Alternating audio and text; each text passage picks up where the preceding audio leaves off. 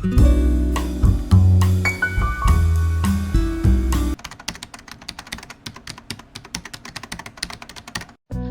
Viewers, welcome to my new another video.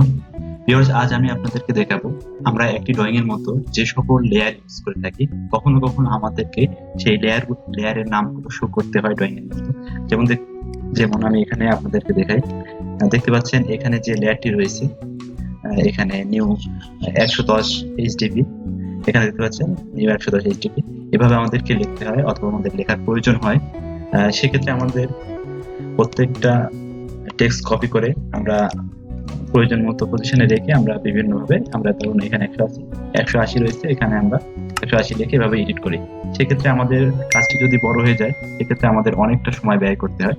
Viewers, আজ আমি আপনাদেরকে এমন একটি টিপস শেয়ার করব যে টিপসের মাধ্যমে এক ক্লিকের মাধ্যমেই আপনারা যতগুলো লেয়ার ইউজ করেছেন, অর্থাৎ আপনাদের যে প্রয়োজনীয় যে লেয়ারগুলো আপনারা শো করতে চাচ্ছেন, সেগুলো আপনারা দেখাতে পারবেন।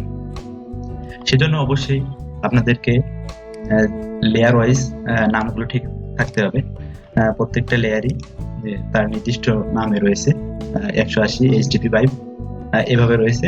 ঠিক এভাবে আপনাদেরকে প্রথমেই লেয়ারের নামগুলো সঠিকভাবে রাখতে হবে। চলুন দেখে নিই কিভাবে আমরা কাজটি সম্পন্ন করতে পারি। ভিউয়ার্স, প্রথমে আমরা যে মাধ্যমটি ইউজ করব সেটা হচ্ছে এলএসপি। সেই এলএসপিটা আমরা লোড দিয়ে নিব। এপি লিখে এন্টার দিব।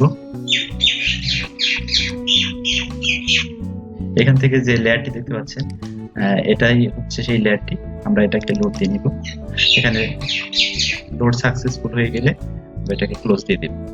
এবার আমরা লিখবো এলএল, লিখে আমরা এন্টার দেব। আমরা যে লেয়ারের নামগুলো শো করব সেই লেয়ারগুলো সিলেক্ট করে নিচ্ছি এবং এন্টার দেব।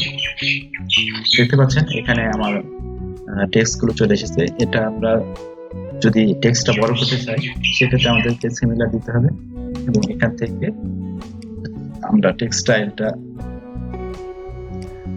চেঞ্জ করে নিব এবং এগুলো আমার প্রত্যেকটা ব্লক আকারে রয়েছে, আমরা এক্সপোর্ট করে দেব। এবার দেখতে পাচ্ছেন আমার সবগুলো লেয়ারের নাম চলে এসেছে।